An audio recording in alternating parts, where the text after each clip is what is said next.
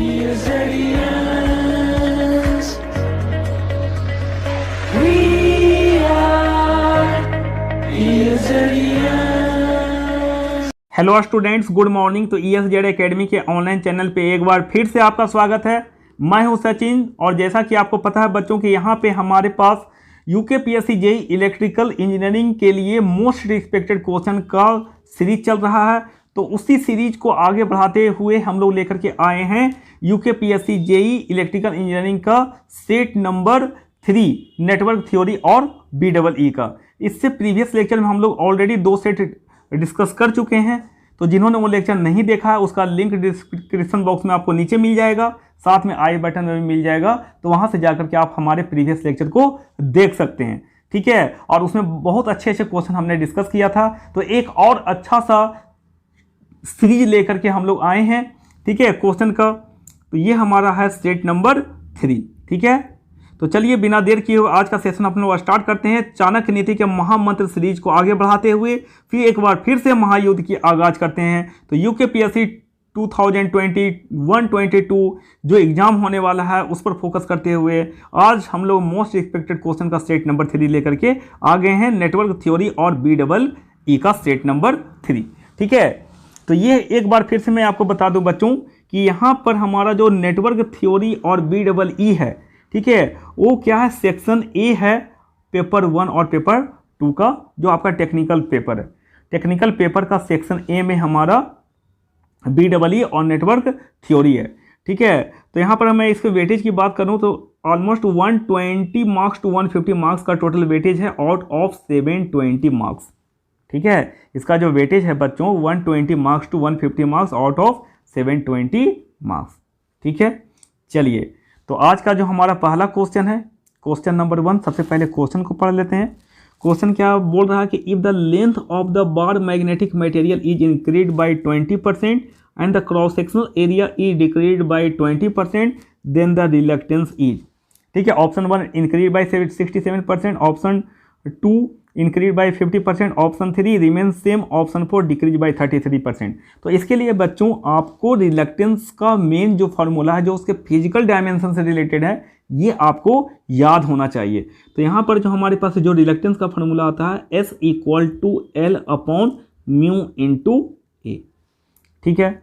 जहाँ पे L क्या है उस मटेरियल का लेंथ है, मैग्नेटिक मटेरियल का, ठीक है। A क्या है, एरिया ऑफ क्रॉस सेक्शन है, एंड म्यू क्या है, that is permeability of medium है, ठीक है। मैग्नेटिक परमेबिलिटी ऑफ क्या है, मीडियम है। तो अब ये चीज बोल रहा है कि अगर लेंथ को मैं इंक्रीज कर दूं, ठीक है, कितना से इंक्रीज कर रहा है, 20% से इंक्रीज कर रहा है, और क्रॉस सेक्शनल एरिया को डिक्रीज कर रहा है कितना परसेंट से, 20% से डिक्रीज कर रहा है।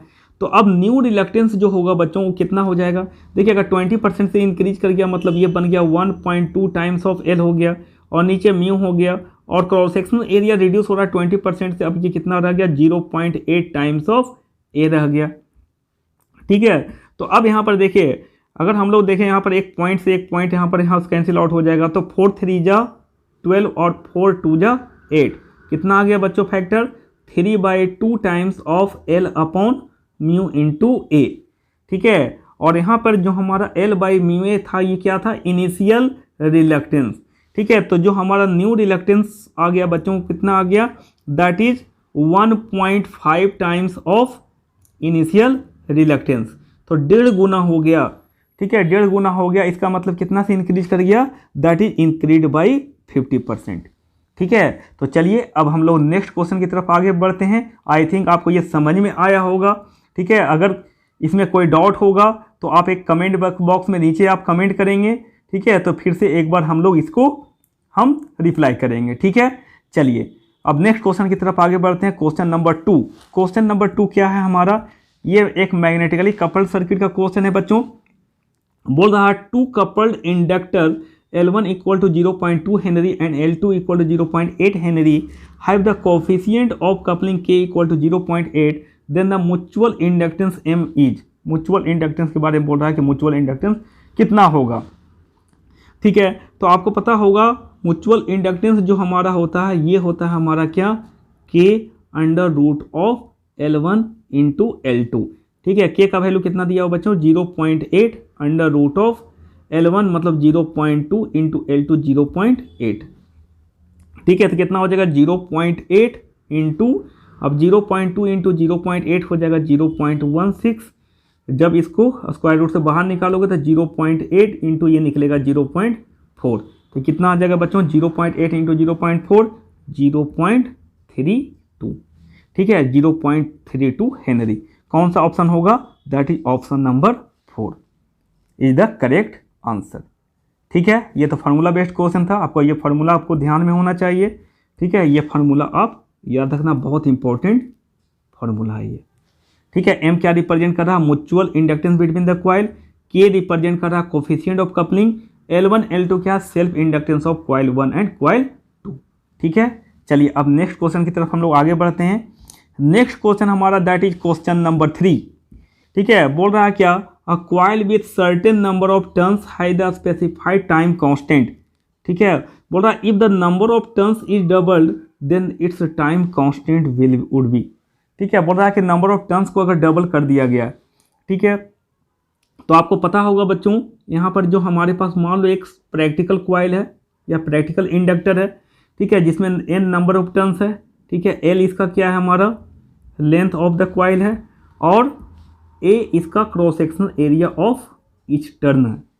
ठीक है, क्रॉस सेक्शन एरिया है। तो अब यहाँ पर हम लोग अगर बात करें तो जो हमारा सेल्फ इंडक्टेंस होता है वो क्या होता है? उसका फार्मूला होता है mu into N square into ए अपॉन एल, ये होता है। ठीक है, और ये प्रैक्टिकल इंडक्टर है तो उसका कुछ रेजिस्टेंस भी होगा बच्चों, उसका कुछ क्या होगा? रेजिस्टेंस भी होगा। इसका रेजिस्टेंस जो आएगा वो क्या होगा बच्चों? R इक्वल टू क्या होगा? Rho into L upon A, ये फार्मूला सबको पता होता है। ठीक है, R equal to rho L upon A, और जो हमारा L होता है self inductance equal to mu N square A upon L. ठीक है, अब टाइम कांस्टेंट की अगर हम बात करें तो टाइम कांस्टेंट क्या होता है? टॉ से रिप्रेजेंट करते हैं। टॉ इक्वल टू होता है L by R. L by R, L का वैल्यू कितना है? हम यहाँ पर mu into N square into ए अपॉन एल, और आर का वैल्यू जब नीचे रखोगे तो कितना हो जाएगा हमारा? That is rho into L upon A. कितना हो जाएगा बच्चों?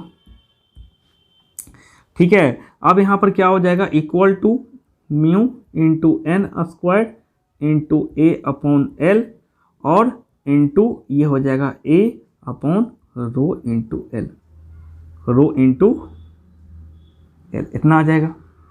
ठीक है, अब एक चीज़ बताइए, यहाँ पर क्या क्या कांस्टेंट है पहले ये देख लेते हैं। यहाँ पर म्यू कांस्टेंट, म्यू के बारे में कुछ बोला नहीं गया है।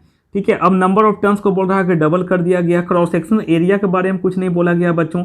लेकिन अब एक चीज़ बताइए, लेंथ क्या होगा? अब देखो रजिस्टिविटी भी क्या, उसके बारे में भी नहीं बोला गया, क्योंकि मटेरियल सेम है तो रजिस्टिविटी तो डिपेंड करता है कंपोजिशन ऑफ मटेरियल पे, तो रजिस्टिविटी भी कांस्टेंट होगा। तो अब देखिए एल क्या होगा? ये हमारा एल चेंज होगा कि नहीं? अगर नंबर ऑफ टर्न्स चेंज करते हैं तो एल चेंज होगा कि नहीं? अब देखिए यहाँ पर मान लो सपोज दैट हमारे पास में एक कॉइल था, ठीक है, जिसमें हमारे पास में क्या था? एल लेंथ था इसका। ठीक है, और इसमें नंबर ऑफ टर्न्स एन है। तो जब हम नंबर ऑफ टर्न्स को डबल करेंगे बच्चों, तो डबल कैसे कर पाएंगे? मुझे और उसमें उसका लेंथ ऐड करना पड़ेगा। ठीक है, एल लेंथ और ऐड करना पड़ेगा। जब हम एल लेंथ और ऐड करेंगे तभी तो उसका भी नंबर ऑफ टर्न्स एन होगा, तो एन और एन मिलकर के 2n हो जाएगा। ठीक है, तो अब इसकी बताइए, जब नंबर ऑफ टर्न्स अगर डबल हो गया है तो लेंथ भी तो डबल करना पड़ेगा, लेंथ भी क्या हो जाएगा हमारा? 2l हो जाएगा। तो अब यहाँ पर देखिए, यहाँ पर नंबर ऑफ टर्न्स, ठीक है, तो यहाँ पर किस पे डिपेंड कर रहा है? Time constant. Time constant directly proportional to क्या है हमारा? एन स्क्वायर, और नीचे देखो, नीचे में क्या आ गया? एल स्क्वायर आ गया।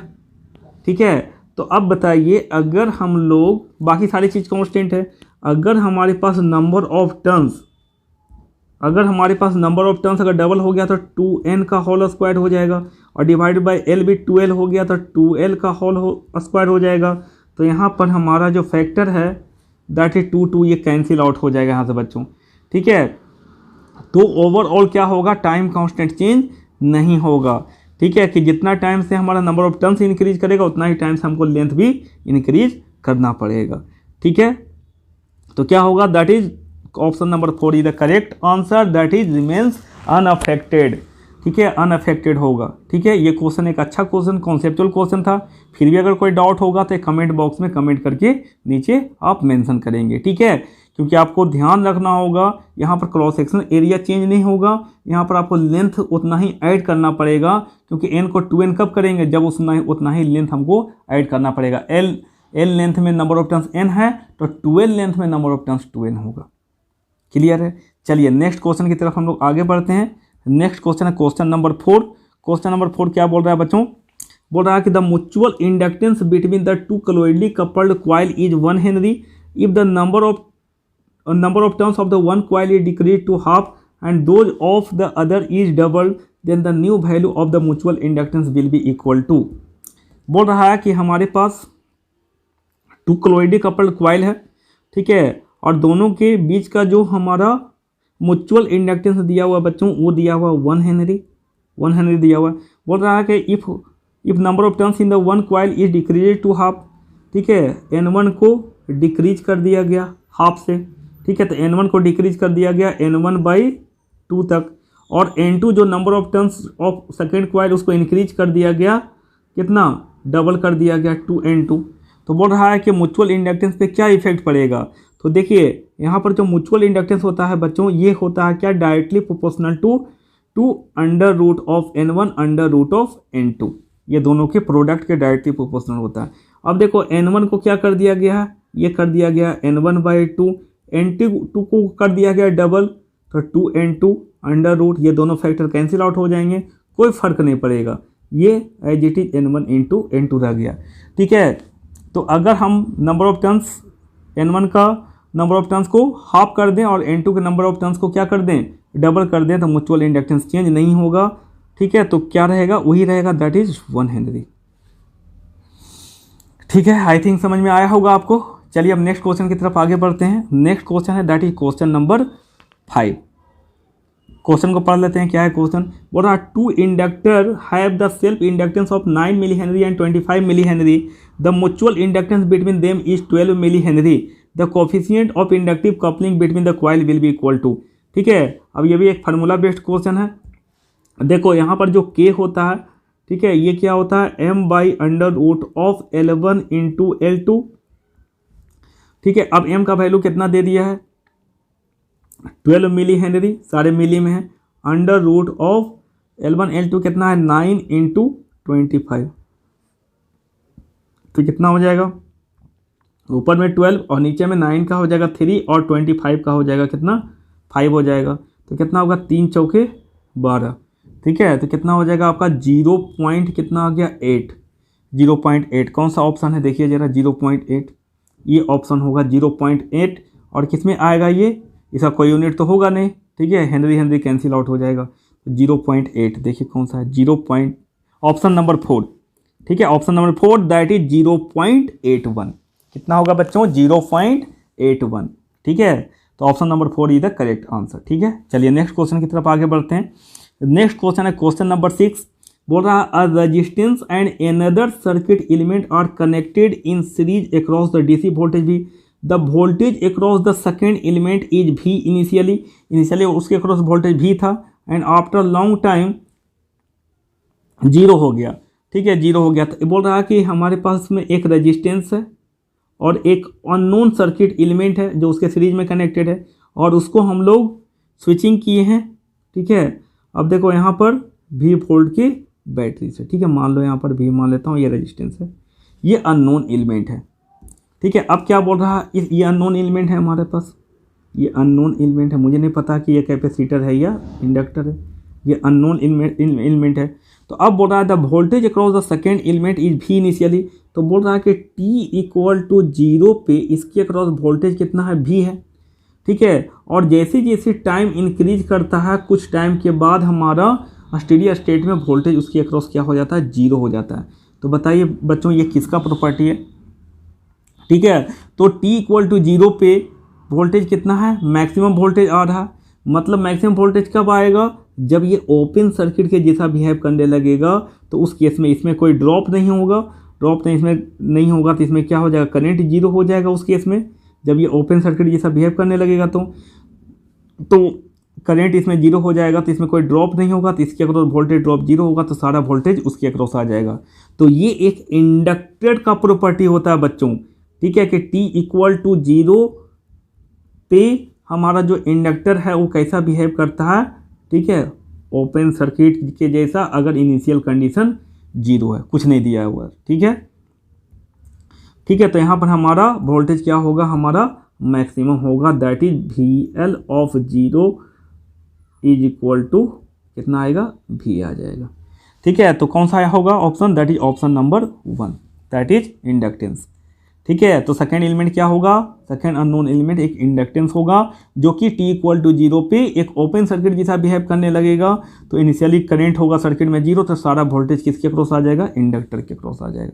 चलिए नेक्स्ट क्वेश्चन की तरफ आगे बढ़ते हैं। नेक्स्ट क्वेश्चन हमारा है बच्चों क्वेश्चन नंबर 7, बोल रहा है 4 RLC AC series circuit at resonance the circuit current is, circuit current क्या होता है, omega equal to omega naught, resonance condition में करंट क्या होता है बच्चों, करंट होता है मैक्सिमम, अगर सीरीज RLC सर्किट है ये होता है हमारा maximum, that is equal to I naught equal to VS upon R, VS upon R, ये मैक्सिमम करंट होता है, ठीक है। और इसका पावर फैक्टर क्या होगा, अंडर रेजोनेंस कंडीशन में पावर फैक्टर कितना होता है, यूनिटी, पावर फैक्टर कितना होता है, यूनिटी। कौन सा ऑप्शन होगा, maximum at unity power factor, option number 4 is the correct answer.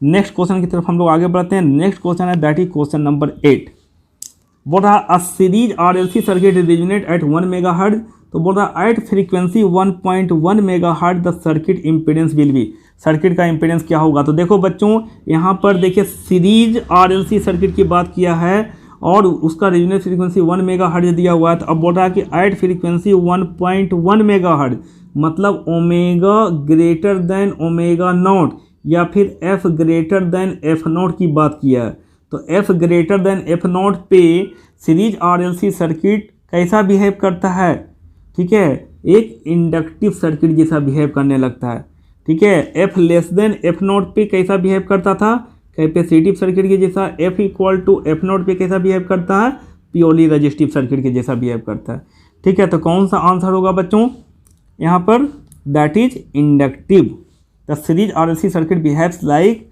Inductive circuit for F greater than F not, ठीक है। चलिए नेक्स्ट क्वेश्चन की तरफ आगे बढ़ते हैं। नेक्स्ट क्वेश्चन है हमारा क्वेश्चन नंबर 9, बोल रहा है application of Thevenin's theorem in the circuit results in, ठीक है, क्या होगा। तो मैंने आपको बताया था कि थेवेनिन्स इक्विवेलेंट सर्किट एक प्रैक्टिकल वोल्टेज सोर्स होता है, तो क्या होगा, एक प्रैक्टिकल वोल्टेज सोर्स होगा, the voltage source and impedance in series, ये ऑप्शन होगा बच्चों, ठीक है। आइडियल तो होगा नहीं, current source and impedance in parallel, ये एक नॉर्टन्स इक्विवेलेंट सर्किट होता है ऐसा, current source Norton's equivalent circuit is a practical current source. तो ये ऑप्शन कब होता, जब वो एप्लीकेशन ऑफ नॉर्टन्स थ्योरम होता इन द सर्किट रिजल्ट्स, है ना। तो चलिए ये ऑप्शन हो गया, दैट इज ऑप्शन नंबर 1। अब नेक्स्ट क्वेश्चन की तरफ आगे बढ़ते हैं, दैट इज क्वेश्चन नंबर 10, क्या बोल रहा है, बोल रहा 3 resistors 5 ohm each are connected in star, star में कनेक्टेड है। तो बोल रहा value of the equivalent delta resistance will be equal to, ठीक है, स्टार में दिया हुआ है बच्चों 5, ठीक है, तो डेल्टा में कितना हो जाएगा, 5 × 3 कितना हो जाएगा, 15 ओम ईच हो जाएगा। स्टार में दिया हुआ है रेजिस्टेंस कि अगर स्टार में कनेक्टेड है तो कितना रेजिस्टेंस है, 5 ओम ईच है, 5 ओम 5 ओम। तो जब उसको हम डेल्टा में कनेक्ट करेंगे तो उसका रेजिस्टेंस कितना हो जाएगा, ईच रेजिस्टेंस 3 टाइम्स हो जाएंगे, तो ये 15 ओम, ये भी 15 ओम और ये भी 15 ओम हो जाएगा बच्चों, ठीक है। कौन सा ऑप्शन होगा, दैट इज ऑप्शन नंबर 4। चलिए नेक्स्ट क्वेश्चन की तरफ आगे बढ़ते हैं। क्वेश्चन नंबर 11 क्या बोल रहा है, the bandwidth of the series RLC circuit is, कितना होगा, R/L, क्योंकि आपको मैंने बताया था कि उसका जो कैरेक्टरिस्टिक इक्वेशन होता है सीरीज RLC सर्किट का, ये होता है S² plus R/L into S plus 1/√LC equal to 0। तो जो हमारा S का जो कोफिशिएंट होता है वही हमारा क्या देता है बच्चों, ये देता है बैंडविड्थ, जो कि टाइम कांस्टेंट का रेसिप्रोकल होता है, ठीक है। तो इसका वैल्यू क्या होगा, दैट इज R/L, ठीक है। So option number 3 is the correct answer. हम नेक्स्ट क्वेश्चन की तरफ आगे बढ़ते हैं। क्वेश्चन नंबर 12 क्वेश्चन नंबर 12 क्या बोल रहा है at a series resonance of the RLC circuit the impressed voltage is, ठीक है, बोल रहा है कि series resonance of an RLC circuit में अगर हम बात करें तो जो इम्प्रेस्ड वोल्टेज है, मतलब सोर्स वोल्टेज की बात किया है, ठीक है, तो that is equal to the inductive drop, नहीं, इक्वल टू रजिस्टिव ड्रॉप, बिल्कुल, क्योंकि सर्किट कैसा बिहेव करता है, प्योरली रजिस्टिव के सर्किट के जैसा, है ना। चलिए अब नेक्स्ट क्वेश्चन की तरफ आगे बढ़ते हैं। क्वेश्चन नंबर 13, क्वेश्चन नंबर 13 देख लीजिए, एक बार पढ़ लेते हैं। ठीक है, बोल रहा है अ सीरीज आरएलसी सर्किट में आर का वैल्यू दिया हुआ है 20 ओम, एक्सएल का वैल्यू दिया हुआ है 30, एक्ससी का वैल्यू दिया हुआ है 30। ठीक है, आप ध्यान दीजिए यहाँ पर एक्सएल और एक्ससी दोनों का वैल्यू बराबर दिया हुआ है, दैट इज 30 ओम, मतलब वो सर्किट क्या है, रेजोनेंस पे। ठीक है, 30 ओम दिया हुआ है दोनों का वैल्यू, तो इसका मतलब वो सर्किट क्या है, रेजोनेंस में है। तो अब बोल रहा है क्या, if the supplied voltage across the combination is भी equal to 100 sine of 100 pi T plus 30 degree volt, ठीक है, then the instantaneous current and the power of the circuit is given by, instantaneous current and power of the circuit is given by. ठीक है, अब देखिए instantaneous current निकालने के लिए आप उसका इंस्टेंटेनियस करंट का पीक वैल्यू चाहिए। पीक वैल्यू कैसे निकालोगे यहाँ से उसका, तो यहाँ पर देखिए सर्किट क्या है, रेजोनेंस में है, तो करंट का जो पीक वैल्यू होगा बच्चों, ये कितना हो जाएगा, जो आपका that is 100 sine omega T 100 sine pi T plus 30 degree है। ठीक है, भी का वैल्यू दिया हुआ है, तो दैट इज भी बाई आर, क्योंकि रेजोनेंस कंडीशन में, क्योंकि एक्सएल और एक्ससी बराबर है, तो उस समय जो करंट होगा सर्किट में मैक्सिमम होगा, so that will be equal to V by R. तो भी का वैल्यू कितना दिया हुआ, 100 अपॉन आर का वैल्यू कितना बच्चों, 20, तो कितना हो जाएगा 25 जा 100, तो आई नॉट का वैल्यू कितना हो जाएगा, आई नॉट का मतलब पीक वैल्यू ऑफ करंट कितना हो जाएगा हमारा 5 एम्पियर, है ना, 5 एम्पियर। कौन सा ऑप्शन में है देखिए जरा। ठीक है, जो इक्वेशन हमारा बनेगा, अब देखो रेजोनेंस कंडीशन में क्या होगा, वोल्टेज और करंट सेम फेज में होंगे, तो जो हमारा वोल्टेज का जो फेज है वो कितना है बच्चों, 30 डिग्री, तो करंट का भी फेज क्या होना चाहिए, 30 डिग्री होना चाहिए, सेम फेज में होंगे, तो कौन सा ऑप्शन होगा, और उसका पीक वैल्यू 5 होगा, तो ये हमारा हो गया। पावर फैक्टर क्या होगा, यूनिटी, पावर फैक्टर क्या होगा, यूनिटी। ठीक है, तो ये ऑप्शन होगा, दैट इज ऑप्शन नंबर 3। ठीक है, बोल रहा था क्या, the instantaneous current and the power factor of the circuit कितना होगा, इंस्टेंटेनियस करंट कितना निकल गया हमारा 5 sign 100 pi T plus 30 degree, और पावर फैक्टर क्या होगा, यूनिटी होगा, क्योंकि रेजोनेंस का कंडीशन है। क्लियर है, चलिए हम नेक्स्ट क्वेश्चन की तरफ आगे बढ़ते हैं। क्वेश्चन नंबर 14, क्वेश्चन को पढ़ लेते हैं। क्वेश्चन क्या बोल रहा है हमारा, बोल रहा है the RMS value of the alternating current is given by, ठीक है, बाय द इक्वेशन, इक्वेशन दिया हुआ है, इसका आरएमएस वैल्यू निकालना है। ठीक है, देखिए फ्रीक्वेंसी यहाँ पर अलग अलग है, ω1 इज नॉट इक्वल टू ω2, तो डायरेक्टली फार्मूला लगा लो कि ओवरऑल जो हमारा आरएमएस वैल्यू होगा that will be equal to इसका आरएमएस वैल्यू और इसका आरएमएस वैल्यू का होल स्क्वायर, है ना। ठीक है, तो कितना हो जाएगा, ये 50/√2 का होल स्क्वायर प्लस कितना 30/√2 का होल स्क्वायर, ऐसा होगा। तो कितना हो गया हमारा 50/√2 का होल स्क्वायर, मतलब कितना हो गया 5 × 25, 2500 अपॉन 2 प्लस 900 अपॉन 2, तो कितना आ जाएगा बच्चों, यहाँ से देखिए कितना आ जाएगा, 2500 और 900 कितना हो गया 3400, और डिवाइड बाई 2 मतलब 1700, और स्क्वायर रूट के अंदर 1700 आ रहा। अगर 1600 होता तो 40 होता, तो 40 से स्लाइटली ज़्यादा कौन सा ऑप्शन है, दैट इज 41.23, तो ये लगभग आएगा 41.23 के आसपास। ठीक है, चलिए अब नेक्स्ट क्वेश्चन की तरफ आगे बढ़ते हैं। क्वेश्चन नंबर 15 क्या बोल रहा है क्वेश्चन, बोल रहा है a series RLC circuit will have the unity power factor if it is operated at a frequency of कितना, मतलब जब वो रेजोनेंस फ्रीक्वेंसी पे ऑपरेट हो रहा होगा। ठीक है, 1/√LC, कौन सा ऑप्शन होगा, 1/√LC, ये वाला ऑप्शन, ऑप्शन नंबर 1। ठीक है, दैट इज। अब नेक्स्ट क्वेश्चन की तरफ आगे बढ़ते हैं हम लोग, that is question number 16। Question number 16 क्या बोल रहा है, an electric iron is rated at 230 volt and 400 watt 50 hertz, the voltage rating 230 volt refers to, जो भी आपका वोल्टेज रेटिंग दिया हुआ रहता है बच्चों, बाय डिफॉल्ट किसको रिप्रेजेंट करता है, आरएमएस वैल्यू को रिप्रेजेंट करता है। एसी का जो हमारा रेटिंग होता है वो आरएमएस में होता है।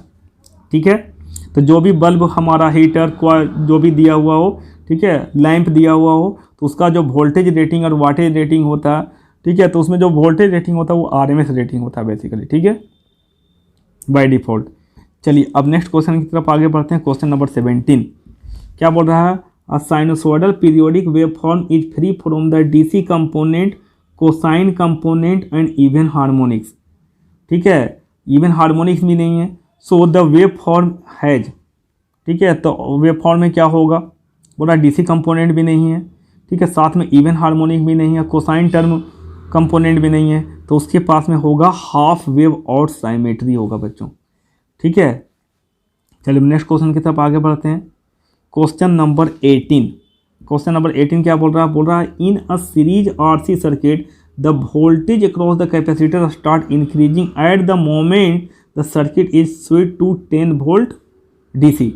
The rate of increase of voltage across the C at the instant just after the switch is closed, ठीक है। तो बोल रहा है क्या कि rate of change of capacitor voltage DVC of 0 plus by dt, ठीक है, इसका वैल्यू क्या होता है बच्चों? ये होता है IC of 0 plus upon C, ऐसा होता है, ठीक है, ऐसा होता है, ठीक है। अब एक चीज़ बताइए, the rate of increase of the voltage across capacitor at the instant just after the switch is close. अब IC ऑफ 0 प्लस क्या होगा बच्चों?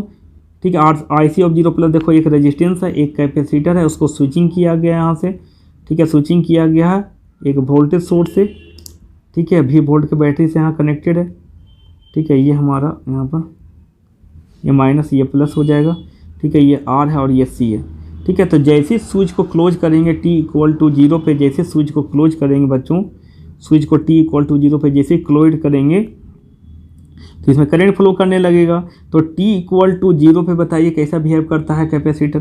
t इक्वल टू 0 पे कैसा बिहेव करता है कैपेसिटर?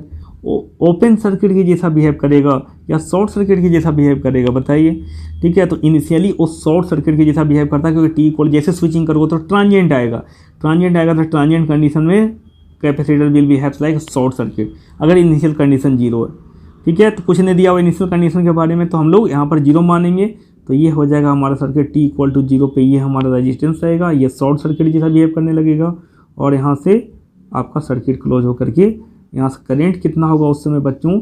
आई का जो वैल्यू होगा वो होगा V/R, ठीक है। अब यहाँ पर और ये जो वैल्यू आया है वो आया है आई ऑफ 0 प्लस का वैल्यू, आई ऑफ 0 प्लस, ठीक है। तो अब इसका वैल्यू यहाँ पर रख दीजिए आई ऑफ 0 प्लस V/R, तो ये हो जाएगा V/RC।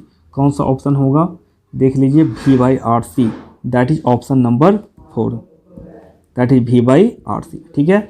चलिए अब नेक्स्ट क्वेश्चन की तरफ आगे बढ़ते हैं। नेक्स्ट क्वेश्चन है that is question number 19। Question number 19 क्या बोल रहा है बच्चों? यहाँ पर बोल रहा है the phase difference between the following voltage and current waveform is, ठीक है। अब देखा दिया हुआ V equal to 311 sine 100 pi T plus 30 degree और I equal to 17 sine 100 pi t minus 20 degree ampere. देखो साइन दोनों हैं, ठीक है, और साथ में दोनों का एम्पलीट्यूड का भी साइन क्या है? पॉजिटिव है, सेम है, ठीक है। तो यहाँ पर डायरेक्टली हम लोग फार्मूला लगा सकते हैं delta phi phase difference between V and I equal to φ1 minus φ2। φ1 कितना है? 30 डिग्री माइनस ऑफ φ2 कितना है? 20 डिग्री, तो माइनस 20 डिग्री कितना हो गया? 30 और प्लस 20 कितना हो गया बच्चों? 50 डिग्री। कौन सा ऑप्शन होगा? Option number 3। नेक्स्ट क्वेश्चन की तरफ आगे बढ़ते हैं। क्वेश्चन नंबर 20 क्या बोला? The resistance of the insulator in general, ठीक है। तो बताया था अगर हमारे पास इंसुलेटर है तो इंसुलेटर का NTC होता है negative temperature coefficient of resistivity, ठीक है। मतलब टेम्परेचर बढ़ने से रेजिस्टिविटी उसका क्या होता है? घटता है, कंडक्टिविटी क्या होता है? बढ़ता है, ठीक है। क्या होता है? Resistance of the insulator in general क्या होगा? Rise with rise in temperature. Temperature अगर राइज होगा तो उसका रेजिस्टेंस या रेजिस्टिविटी भी क्या होगा? घटेगा, तो डिक्रीज होगा, ठीक है। तो कौन सा ऑप्शन होगा? That is option number 2। Resistance of insulator in general decrease with increase in temperature, ठीक है। चलिए हम नेक्स्ट क्वेश्चन की तरफ आगे बढ़ते हैं। नेक्स्ट क्वेश्चन हमारा दैट इज क्वेश्चन नंबर 21। ठीक है, क्वेश्चन नंबर 21 क्या बोल रहा है, अ 20 microfarad capacitor is connected across an ideal voltage source, the current in the capacitor is.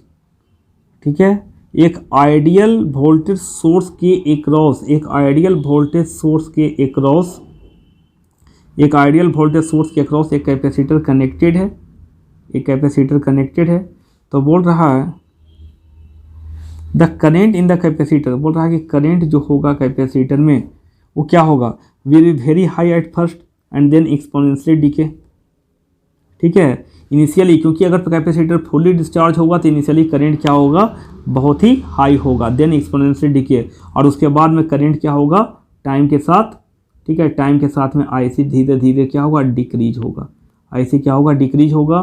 तो इनिशियली टी इक्वल टू 0 पे आईसी क्या होगा, मैक्सिमम होगा, मैक्सिमम करंट फ्लो करेगा, उसके बाद डिक्रीज होने लगेगा एक्सपोनेंशियली।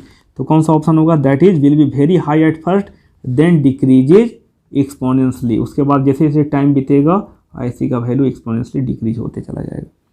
ठीक है, चलिए अब नेक्स्ट क्वेश्चन की तरफ हम लोग आगे बढ़ते हैं।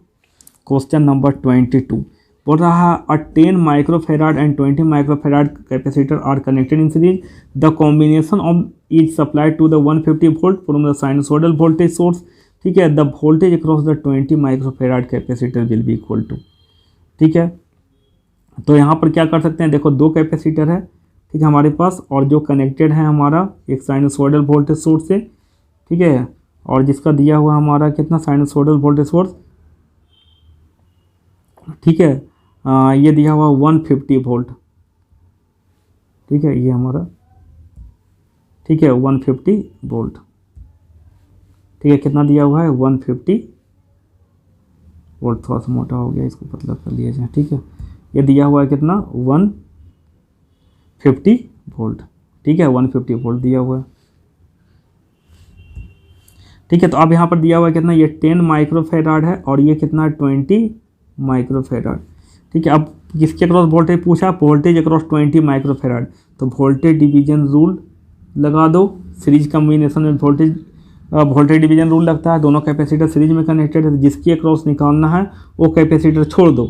ठीक है, क्योंकि कैपेसिटर, अगर दो कैपेसिटर सीरीज में कनेक्टेड है तो वोल्टेज डिवीजन रूल्स में कैसे लगता है, अगर आपको 20 माइक्रोफेराड के अक्रॉस निकालना है तो वोल्टेज, तो उस कैपेसिटर को छोड़ दो, बचा हुआ कौन सा है, दैट इज 10 माइक्रोफेराड, 10/10 प्लस 20 और इंटू 150, तो ये कितना हुआ 35 जा, तो कितना हो जाएगा हमारा 50 वोल्ट। ठीक है, कौन सा ऑप्शन होगा, दैट इज ऑप्शन नंबर 1। ठीक है, अब चलिए नेक्स्ट क्वेश्चन की तरफ हम लोग आगे बढ़ते हैं। क्वेश्चन नंबर 23 क्या बोल रहा है, the SI unit of electrical energy is. SI unit of electrical energy is कौन सा होता है बच्चों, किसी भी तरह का एनर्जी हो, ठीक है, उसका एसआई यूनिट क्या होगा, जूल होगा। क्या होगा, जूल होगा, चाहे वो थर्मल एनर्जी हो, चाहे वो काइनेटिक एनर्जी हो, चाहे पोटेंशियल एनर्जी हो, किसी भी टाइप का एनर्जी हो, उसका हमारा एसआई यूनिट क्या होगा, जूल होगा। ठीक है, चलिए हम नेक्स्ट क्वेश्चन की तरफ आगे बढ़ते हैं। Question number 24, two wires A and B of the same material but of different length L and 2L have the radius R and 2R respectively. The ratio of a specific resistance will be equal to. मैंने आपको बताया था जो specific resistance होता है बच्चों, वो basically resistivity को बोला जाता है, जिसको आप रूल से रिप्रेजेंट करते हो, और ये होता है हमारा रेजिस्टिविटी। ये क्या होता है, रेजिस्टिविटी।